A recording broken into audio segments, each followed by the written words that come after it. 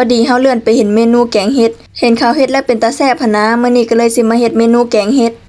ของเฮามื้อนี้ของก็บ่ได้ครบปานใดนะคะทุกคนเฮาก็สิเอาเท่าที่เฮามีเนาะขั้นตอนแรกเฮาก็สิมาตำหอมพริกตะไคร้ไผสิใส่หอมแดงก็ได้เนาะแต่ว่าเฮาบ่มีเฮาก็เลยใช้หอมแขกแทนต่อไปเฮาก็สิเอาข้าวเบื่อลงไปตำนำนะคะทุกคนข้าวเบื่อนี่ก็คือข้าวเหนียวที่เอาไปแช่น้ำนี่แหละแต่ว่าบ่มีข้าวเหนียวเนาะเฮาก็เลยใช้ข้าวเจ้าแทนขั้นตอนนี้ไผมีน้ำใบยะนางก็ใช้น้ำใบยะนางได้เลยแล้วเฮาก็สิเอาพริกแกงที่เฮาตำนะใส่ลงไปเลยนะคะทุกคนพอน้ำเริ่มร้อนเฮาก็สิใส่หมูลงไปเลยหมูของเฮาก็บ่ได้หั่นเฮาใส่เป็นตอนใหญ่ๆแบบนั้นเลยแล้วเฮาก็สิใส่เห็ดตามลงไปเลยนะคะทุกคนมื้อนี้เฮาใส่เห็ดรวมเลยมีเห็ดอีหยังเฮาก็ซื้อมาใส่เบิดแล้วก็สิถามหมูกับเห็ดสุกก่อนเพราะว่าเฮาสิใส่ฟักทองกับบวบลงไปนำฟักทองกับบวบนี่สุกง่ายเนาะก็เลยใส่น้ำหลังต่อไปเฮาก็สิเข้าขั้นตอนการปรุงเลยนะคะทุกคนก็สิใส่น้ำปลาร้าน้ำปลาแล้วก็น้ำตาลไผสิใส่ผงนัวลงไปเพิ่มก็แล้วแต่ทุกคนเลยนะคะน้ำตาลก็บ่ต้องใส่หลายได้เดี๋ยวสิหวานใส่น้อยเดียวก็พอแล้วเฮาก็มาฮอดขั้นตอนสุดท้ายแล้วเฮาสิใส่ผักอีตูผักคะแล้วก็ผักขะแยงไผสิบ่ใส่ผักคะกับผักขะแยงก็ได้แต่ว่าเฮามักเฮาก็เลยใส่